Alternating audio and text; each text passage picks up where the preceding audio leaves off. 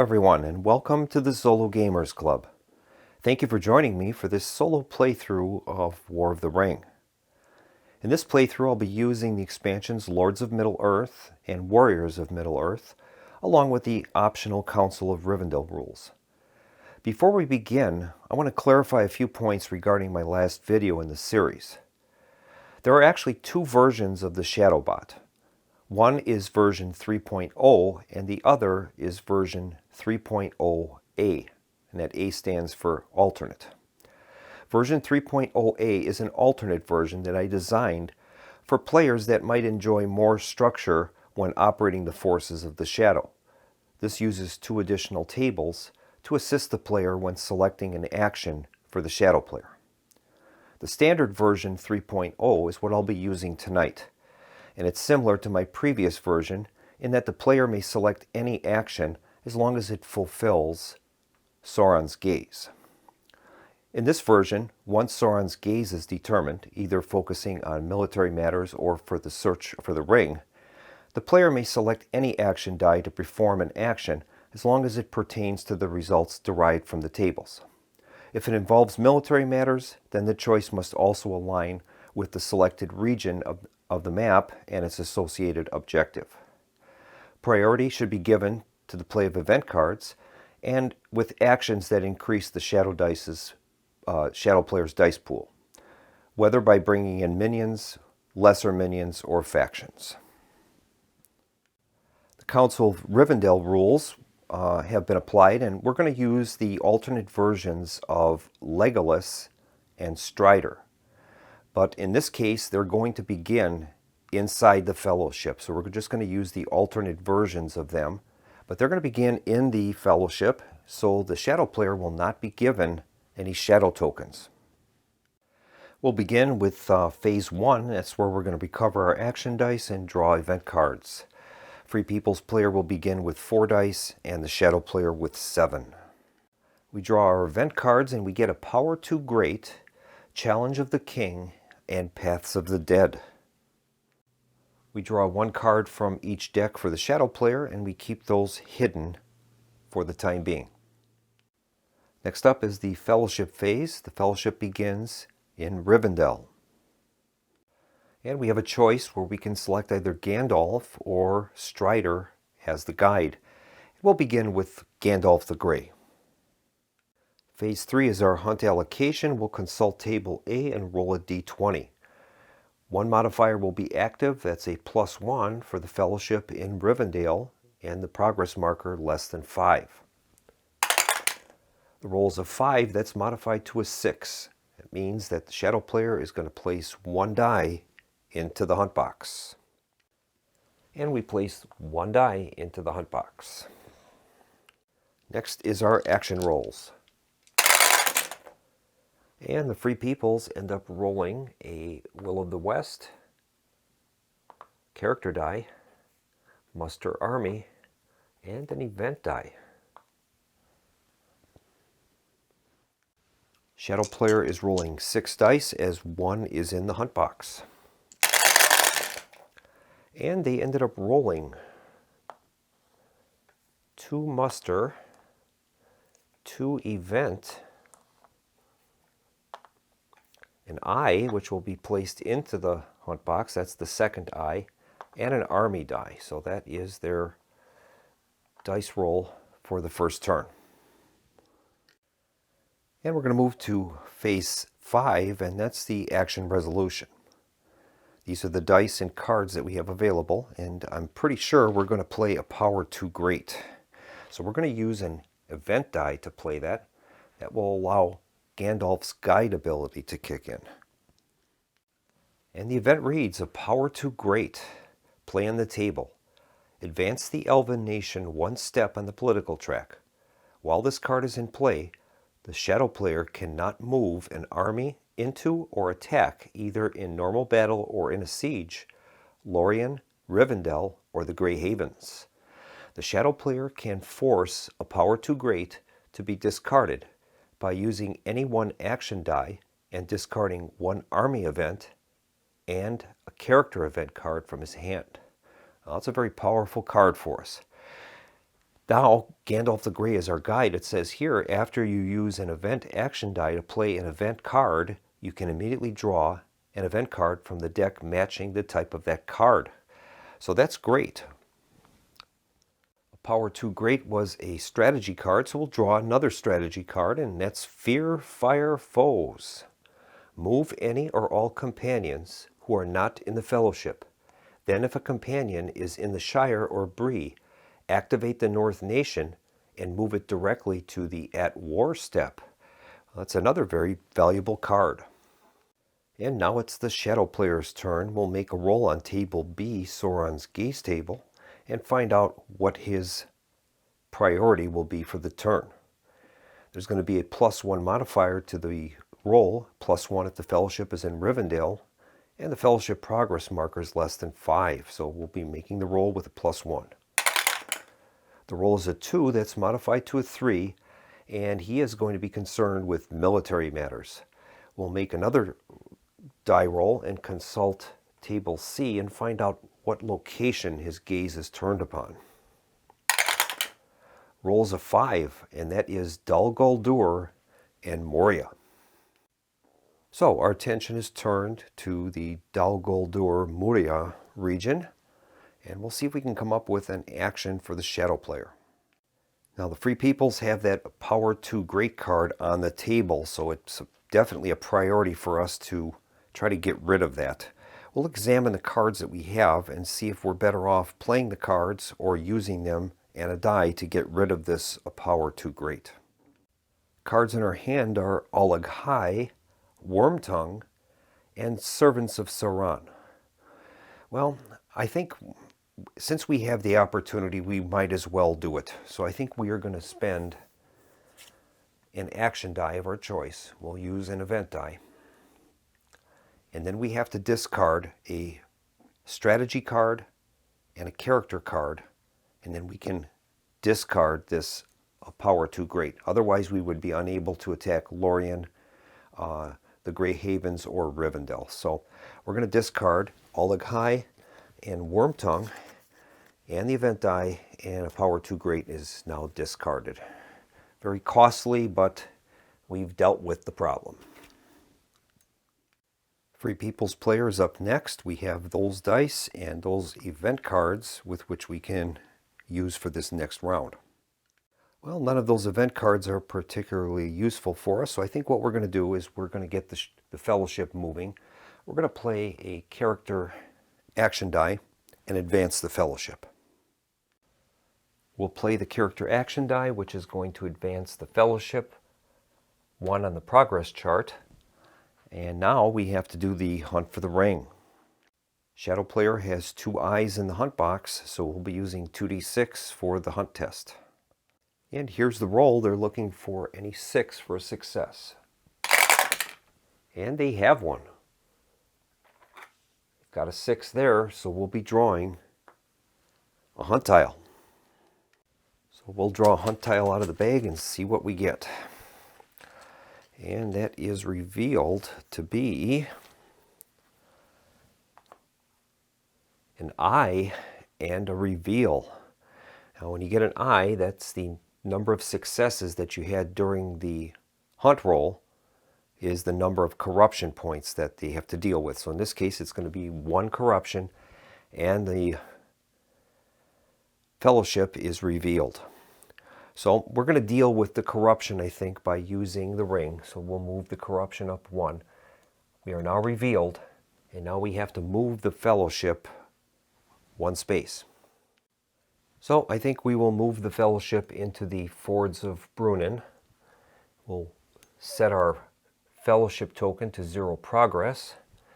Place the character die that we used for the progress action and put that into the box, modifying that by a +1 for future rolls.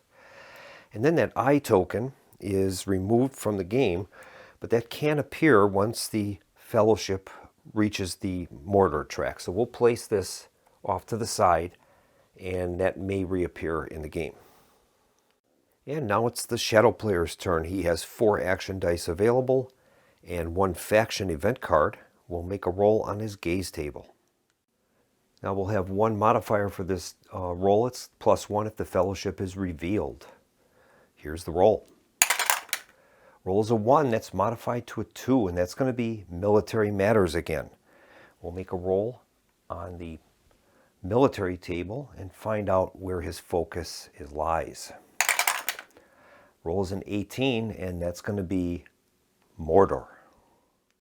Sauron's gaze is in Mordor. Now his objective is Osgiliath. That's their primary objective.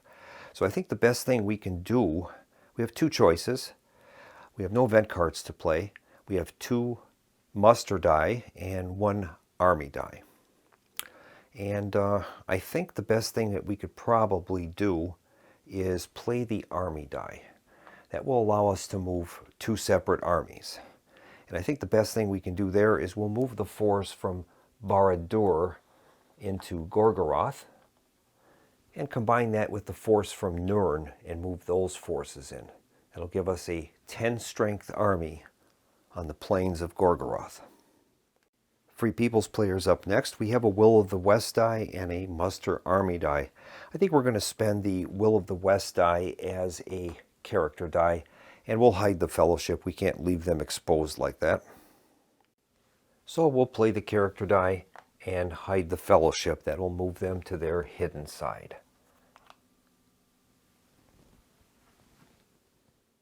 Shadow player's up next. He has 3 action die and 1 faction event card to play. We'll consult his gaze table and find out where he is going to apply his focus. There will be no modifiers at this time because the fellowship is now hidden, so we'll have a straight up roll. Roll is a 13, and that's going to be the ring. So Sauron is focusing on reclaiming his ring for this turn. And since his focus is on reclaiming the ring, I think what we'll do is we're going to play an event die, and we're going to draw a character event card. We'll keep that hidden for the time being, but that will help in his pursuit of the ring. We're down to our last action die, so we can either pass or play the Muster Army die. And I think the best thing we can do is we're going to play the Muster Army die as a muster die, and we're going to bring a faction into play. We're going to bring in the Eagles of the Misty Mountains. And that reads, if the Fellowship's last known position is not in Rivendell, or Gandalf the White is in play, you may use 1 muster or recruit faction die result to bring the Eagles into play. Well, that's what we're going to do. We'll use that muster die for that purpose. So when a faction comes into play, we turn the card over and we read about its starting setup. And that says 2 eagles in Eagle's Ire. So we're going to place 2 eagles there. And then in addition, that is going to give us the faction event die into our dice pool for next turn.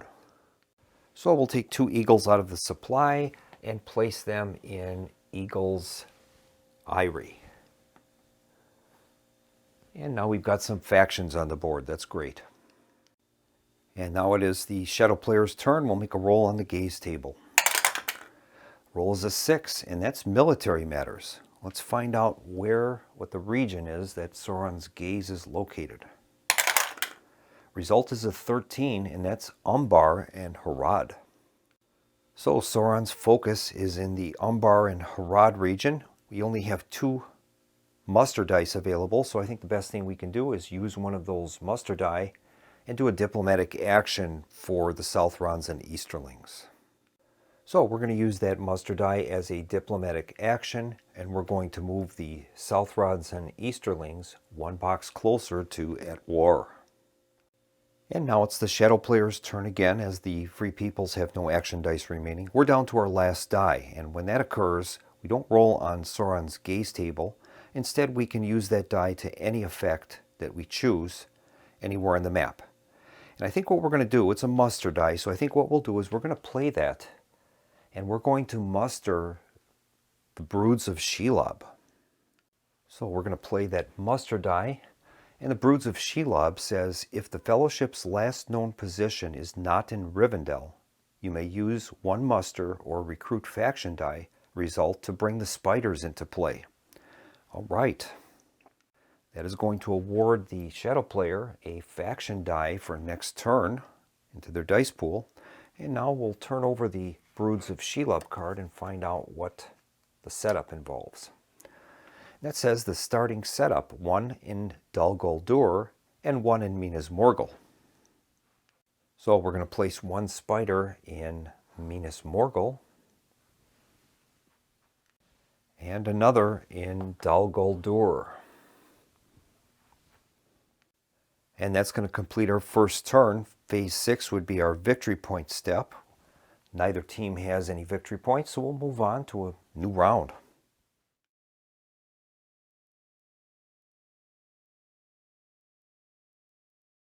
Phase 1 is to recover action dice and draw events. Free Peoples will have 4 action dice and the faction die. Shadow player is going to recover a total of 7 dice plus the faction die, and a character die was used to move the Free Peoples during the previous turn, so a minimum of 1 die will be placed into the hunt box during Phase 3. Now it's the Fellowship phase. Fellowship is currently in the Fords of Brunnen. Progress is at 0, they're hidden, and the corruption level is at 1. Gandalf the Grey is currently our guide, and I think we'll leave him as the guide for this turn. We're using the alternate version of Strider, and his guide ability kicks in once the Fellowship progress marker is 1 or higher. So we'll leave Gandalf right now for the guide. It's now Phase 3, that's our hunt allocation phase. We'll consult Table A and roll a d20. There are currently no modifiers in place. Roll is an 8, and that's going to be 1 die into the hunt box. And we place 1 eye into the hunt box. Phase 4 is our action roll. And the Free Peoples end up with an event die, muster die, muster army, character die, and their faction die is a recruit faction. Shadow player will be rolling 6 action dice plus their faction die. And they ended up rolling 2 additional eyes. Those are going to be placed into the hunt box. That'll give that a total of 3 dice in there. And the other dice are muster, muster, muster, and 2 character dice. That'll be their action pool for the turn. Free Peoples draw Kindred of Glorfindel, 3 rings for Elven Kings, and by chance or by foresight. Shadow player draws his cards, and we'll keep those hidden for the moment. Now we'll begin our action resolution. These are the dice and cards that we have for the first turn of this next round. And I think we're going to play an event die, and we're going to play Kindred of Glorfindel. So we're going to use that event die playing Kindred of Glorfindel. Recruit 1 Elven unit, regular or elite, in Rivendell, then draw 1 strategy event card. Gandalf's guide ability says after you use an event action die to play an event card, you may immediately draw an event card from the deck matching the type of card. All right, well, the Kindred of Glorfindel was a strategy card. So we're going to be able to actually draw 2 strategy cards, 1 for Gandalf and 1 for the text on the card. And those events are the Book of Marzabul and the Spirit of Mordor. We'll add those to our list of event cards. Shadow player is up next, and we'll make a roll on the gaze table. There are no modifiers active at this time. The roll is a 12, and that's going to be military matters. Let's see where his focus lies. Rolls a 12, and that's Umbar and Harad again. All right, so let's see what type of event cards we have that we might be able to play regarding Umbar and Harad.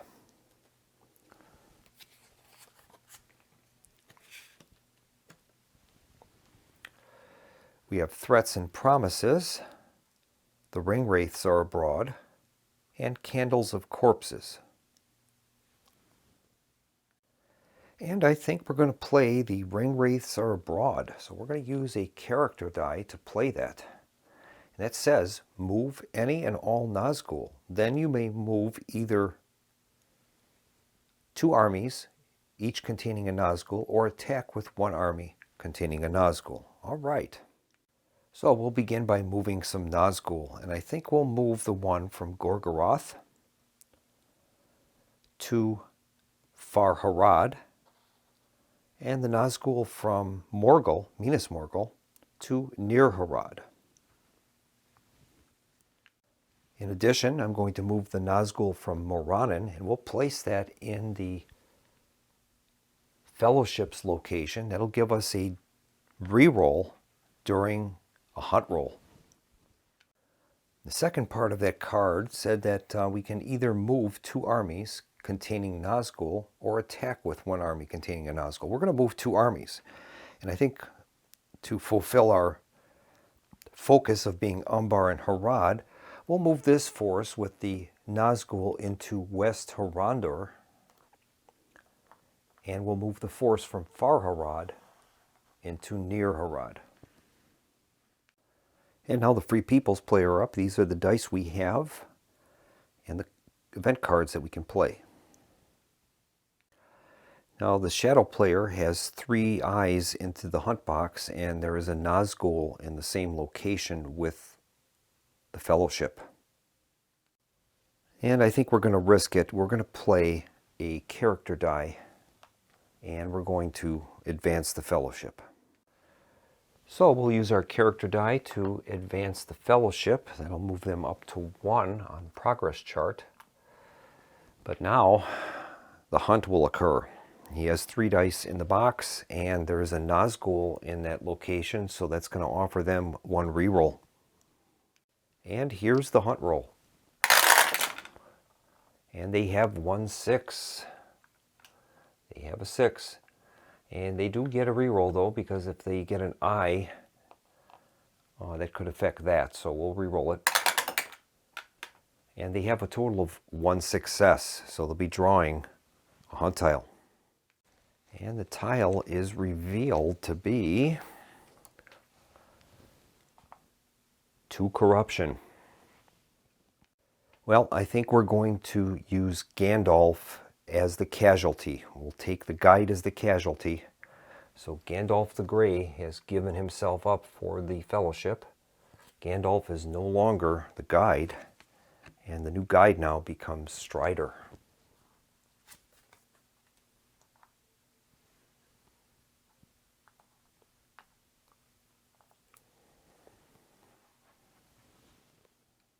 So we're going to remove Gandalf's token from the random tokens in the Fellowship box. Character die is placed into the hunt box, and the hunt tile is removed from play. Shadow player is up next. He has 4 action dice, 2 standard events, and 2 faction events. Here's his gaze roll. Roll is a 13. And a 13 is Hunt for the Ring. And we'll begin by examining our character cards and see if there are any that would be applicable to a Hunt for the Ring. We have the Candles of Corpses card. Play if the Fellowship is not in a region containing a Free People settlement. Roll 3 dice and add 1 corruption point on each result of 4+. If Gollum is the guide, add a corruption point on each result of 6 instead. Well, we'll play that card.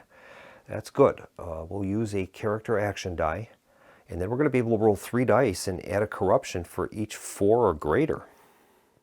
And here's the roll for Candles of Corpses. We ended up with 2 5s. So that's going to raise the corruption up by 2. So the corruption level now goes up from 1 up to 3. That was a good use of the card for us. And these are the dice we have available for our next Free People's turn, and the cards that we can play. And I think we're going to use this recruit die, and we're going to recruit factions, and in this case we're going to recruit for the eagles. That'll give us an extra eagle in Eagle's Ire.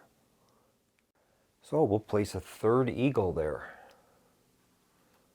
and those could end up paying dividends for us in the future. Shadow Player's up next, and he'll be making a d20 roll on Soren's gaze table. There are no modifiers. Rolls a 6, and that's military matters. Let's see where his gaze is focused. Rolls a 10, and that's Isengard. Well, we have 3 muster die available, so I think the best thing we can do there is to move Isengard to the at war box. We'll use that muster die as a diplomatic action. So we'll play a muster die, and we're going to move Isengard to at war. Free People's Players up next. We have a muster die and a muster army available to us.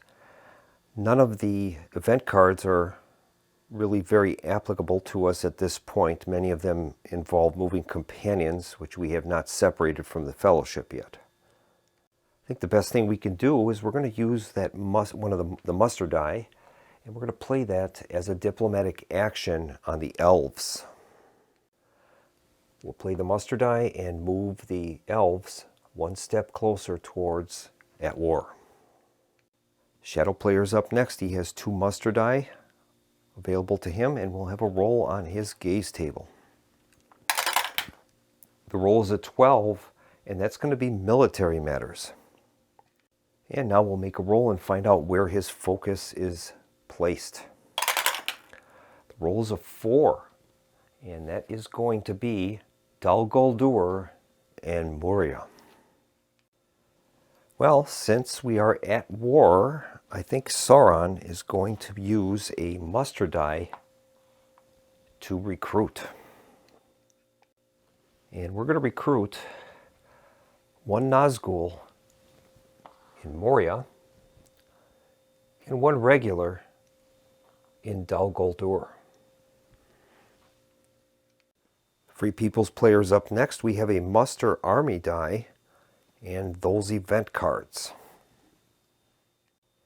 And I think the best thing we can do is play that muster army die as a muster die, and we'll do a diplomatic action on the elves again. We'll use that muster army die and diplomatic action on the elves, placing them within 1 box of the at war box. That's great. And the Shadow Player now is down to his last die, so we don't roll on the gaze table. We can use that to any effect we choose, and I think we're going to bring Saruman into play. We'll play a muster die, and Saruman comes into play at Orthanc. Saruman, the corrupted wizard, has some pretty powerful special abilities. The Voice of Saruman. As long as Orthanc is under your control and not under siege, you may use a muster action die to recruit 1 regular Isengard unit in every Isengard settlement, or to replace 2 regular Isengard units in Orthanc with 2 elite units.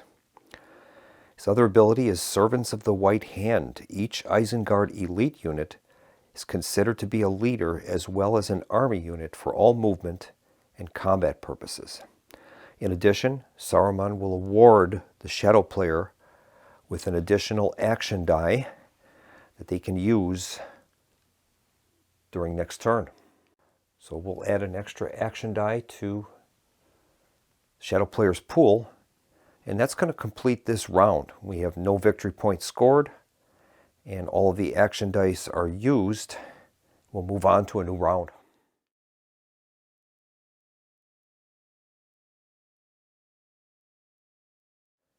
Free Peoples are going to recover a total of 4 action dice and their event die. 1 die was in the hunt box, so that'll mandate that the Shadow Player must play at least 1 eye there this turn.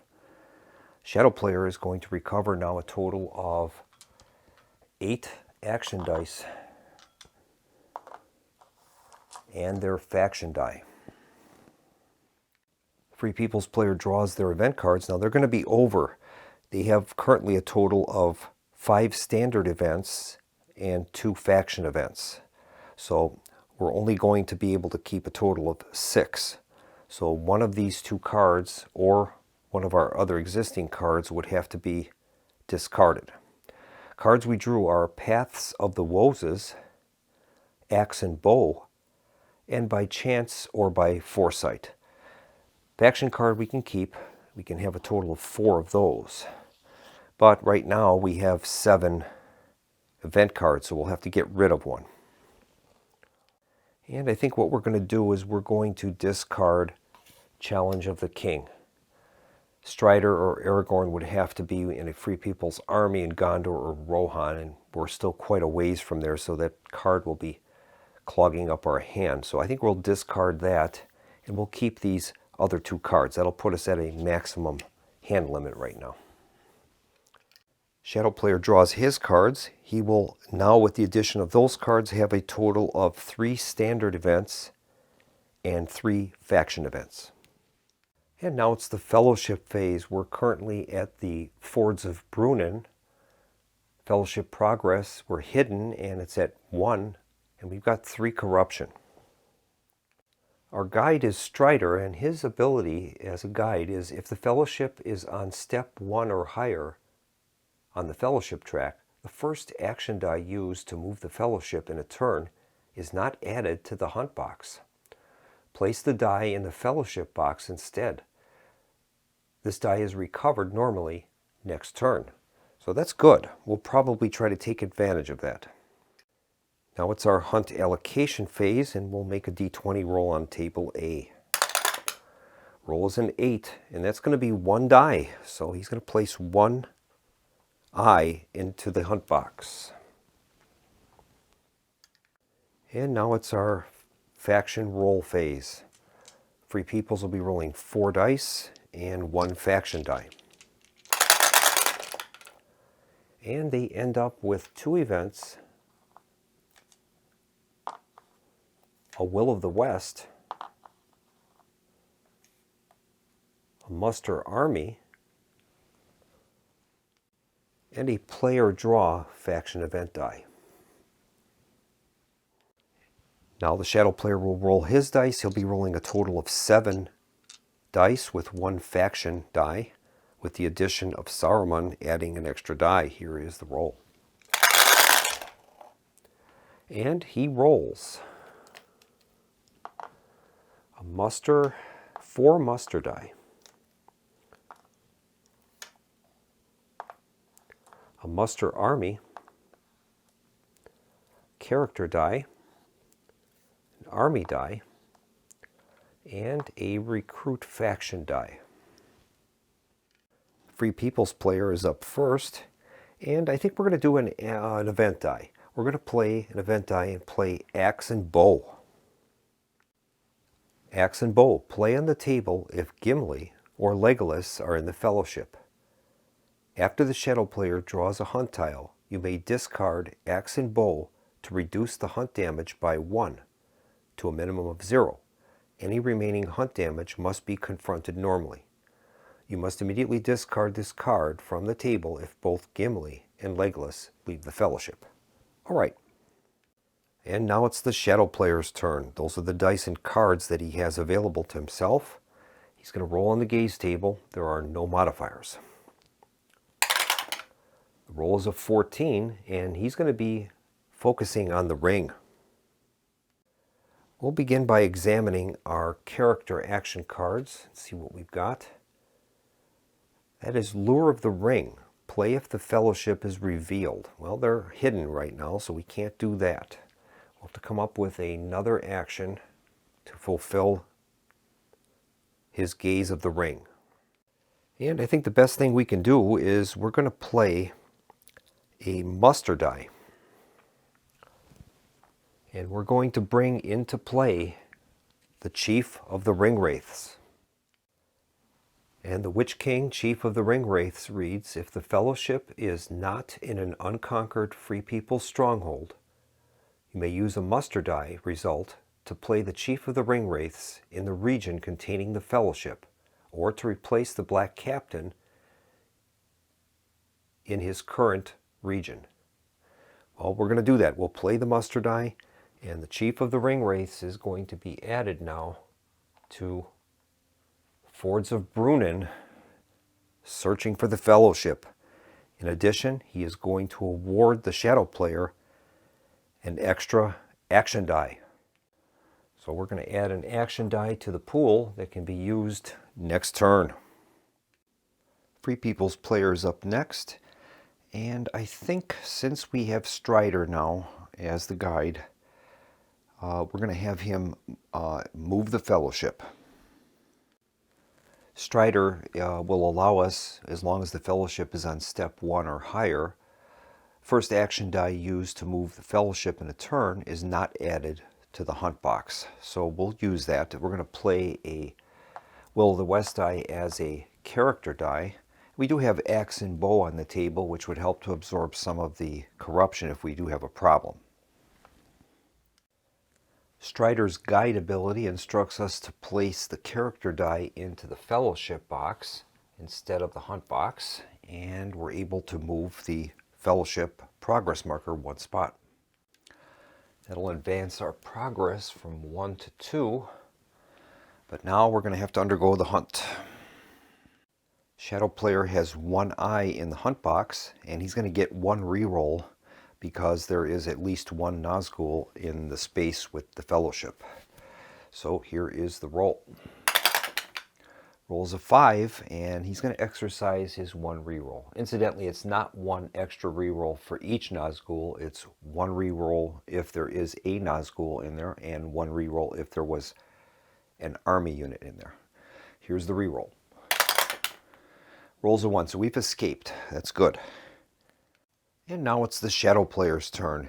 These are the dice that he has, and he has 1 character card, 2 event cards, and 3 faction cards. We'll make a roll on table B and see where his gaze is focused. There's no modifiers.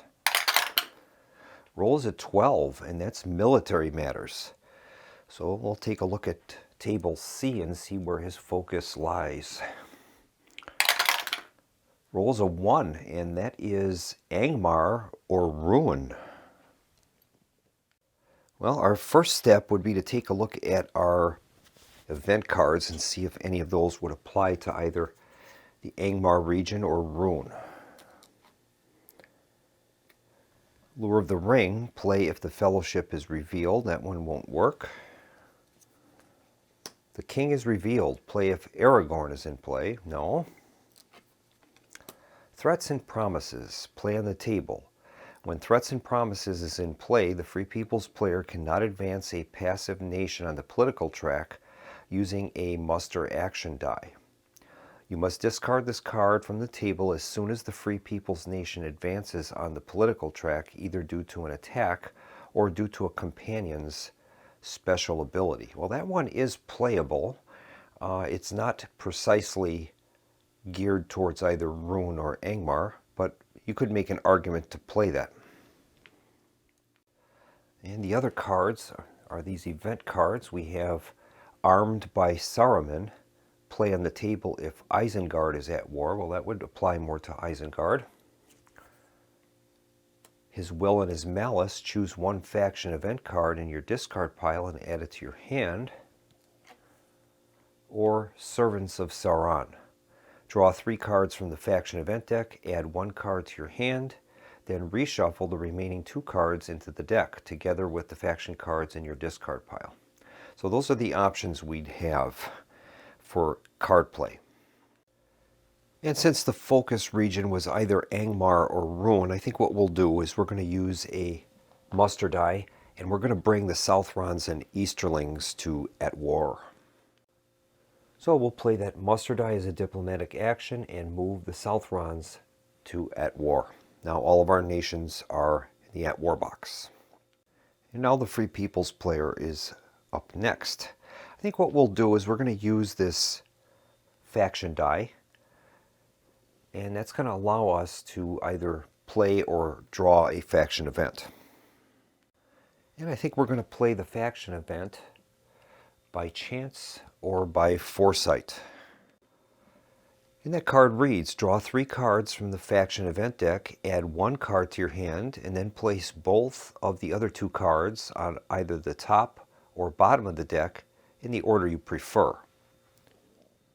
Well, we'll see what these faction events are. First one is the Ents Awaken. Recruit 1 Ent figure in the Entwood or add it to the starting setup. Then play 1 faction event card or reshuffle all Ent faction events, including this one, from the discard pile into the deck. Okay, that's a fairly good one. Next one is the Wraiths of Fear. Remove 1 or more figures from the Army of the Dead. Well, that one probably won't help us too much at this point. And then we have In Long Swift Lines. Play on the table if the Eagles are in play. Well, I think we'll end up, I got to choose between In Long Swift Lines or the Ents Awaken. Well, I think we'll keep the In Long Swift Lines, and the other 2 we will place back either at the top or bottom of the deck. And I think we'll, since that Ents Awaken card is there, we'll keep it. We'll place both of those at the top of the deck with the Ents Awaken as the top card. And now the Shadow player is up again. We'll make a D20 roll on the gaze table. Roll is a 9. And a 9 means that it's going to be military matters. We'll make another roll on table C and see what region he's focused on. Roll is a 20, and that is going to be Mordor. The target is Osgiliath. And I think the best thing we can do there is we're going to play an army die and allow us to move 2 armies. I think we'll begin with the force in Minas Morgul, and we'll move that to North Ithilien. Now the spider is actually not an army unit, but it's able to move along with the army units. It says that spiders do not form a shadow army by themselves, but if they are in the same region with the shadow army, they can move and attack with the army. And that's what we're going to do. So we're going to use that first half of that army action, and we're going to move them into North Ithilien.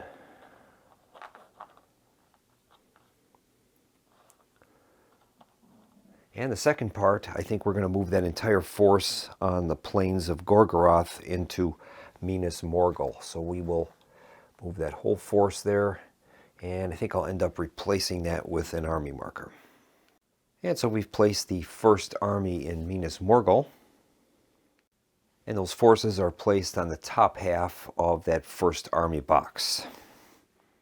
Free People's players up, we have an event die and a muster army die. Well, I think the best thing we can do at this point is we're going to play an event die.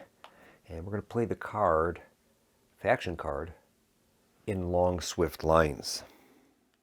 That card reads, play on the table if the Eagles are in play. Place 3 Eagles figures on this card. When you play a faction event card, resolve its effects.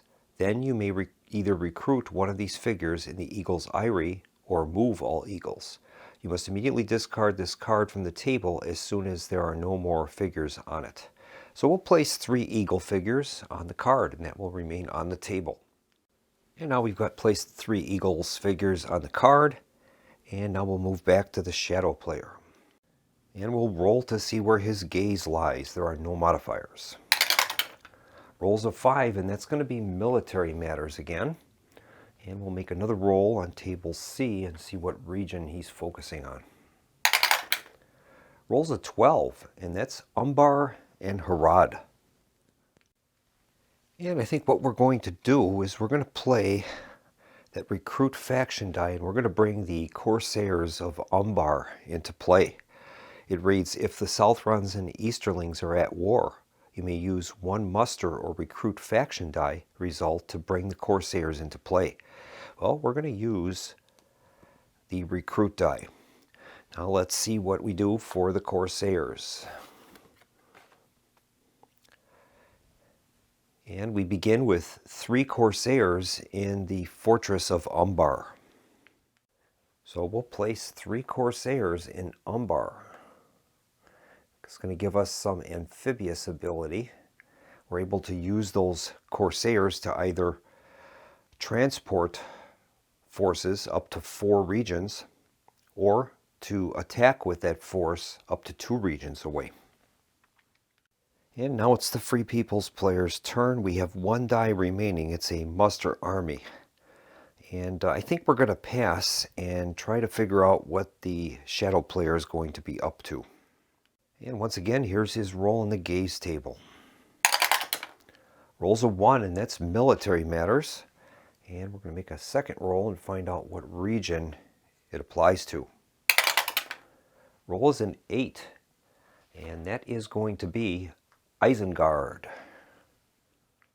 And the first thing I think we'll do is we'll check our strategy cards and see if any of those apply to Isengard.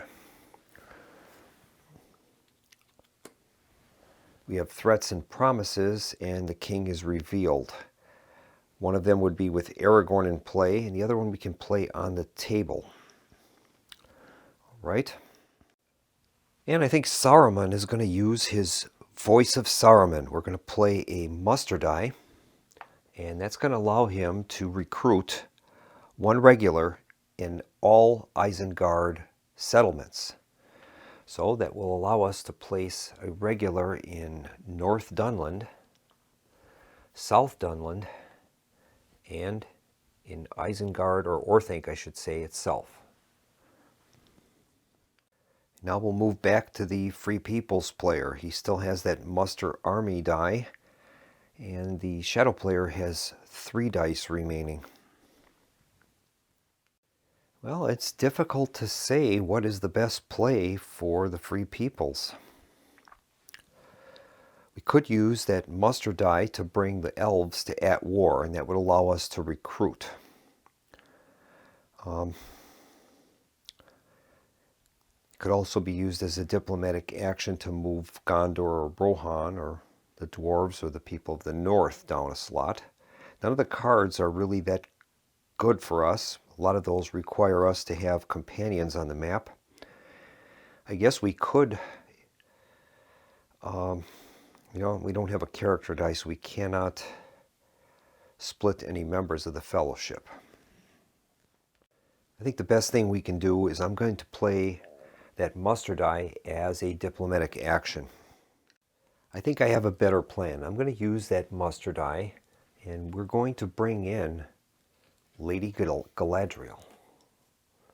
That says if Sauron or the elves are at war and Lorien is unconquered, you may use a muster action die result to play Lady Galadriel in Lorien. So let's do that.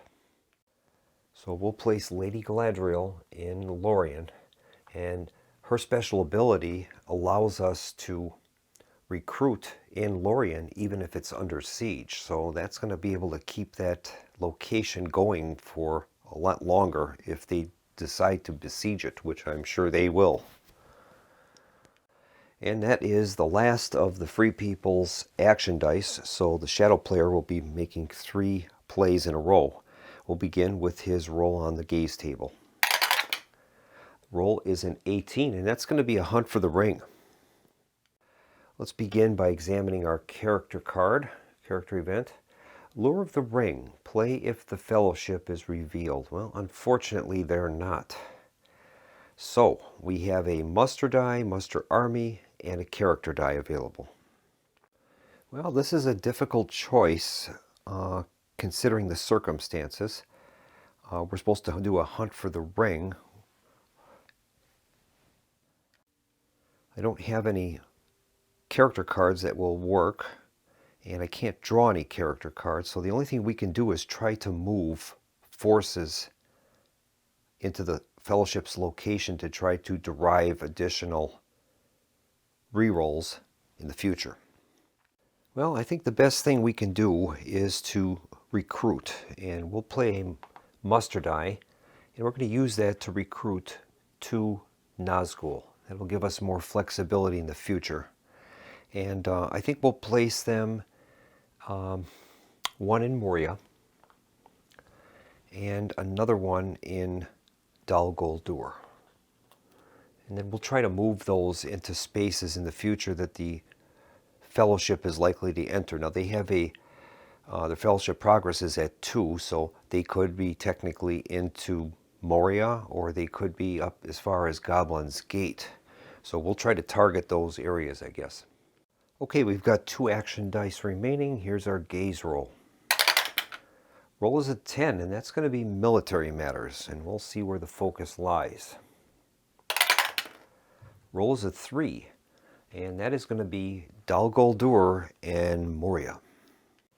And I think we're going to play a muster army die as an army die, and we're going to move some forces in that area. Now, when we have a region that is on the gaze table that we've rolled, we're only required to perform one of the actions in that region. So like as an example, with an army die, you're able to move 2 separate armies. As long as we make one army movement in that area, we have fulfilled the requirements of Sauron's gaze. So I'm going to begin by moving the force in Dal Guldur, and we're going to move that into North Anduin Vale. I will leave behind 1 regular as a garrison. And that force is quite large, so I think we're going to replace that with the 2nd Army. So I've moved that entire force into the 2nd Army. It's moved into North Anduin Vale, including the Spider, and we're going to leave behind a garrison in Dal Guldur. The 2nd Army consists of 2 Nazgul, a Spider, 5 regulars, and 1 elite. Now we can move another army anywhere on the map. I guess we're going to leave that force in Moria for the time being, and we'll see if we can find somewhere else another army to move. And I think we'll move that 1st Army in Minas Morgul into South Ithilien. We'll move the entire force into South Ithilien, but we're going to leave behind a garrison of 1 regular. It's always a good idea to keep a line of communications, because you never know when they try to outflank you, and they can easily pick up some victory points for no cost. And now the Shadow player is down to his last action die. Now it's a character die. We can use that now for any purpose on the map. And I think what we'll do is we're going to play that character die to move an army with a leader. And we're going to move this force in near Harad. It will combine with the force in West Horandir, building a massive Southron army with good leadership. So we've got 2 Nazgul, 2 elites, and 6 regulars now in that location. And that is going to be the last action die for this round. And that is the last action for this turn. There are no victory points scored yet. So I think instead of starting another round, I think we're going to end the video here. So far, I'm fairly pleased with the way that the Shadowbot is performing. We're getting what I think are realistic results, and it seems to work pretty well. We'll have to see how this goes, but for the time being, I'm pretty content with it. Well, thank you so much for joining me at the Solo Gamers Club for this playthrough of War of the Ring using Shadowbot 3.0. Please tune in next time as we continue the playthrough and we continue with the testing of our Shadowbot. Thanks so much for joining me, and I hope you have a nice evening. Good night.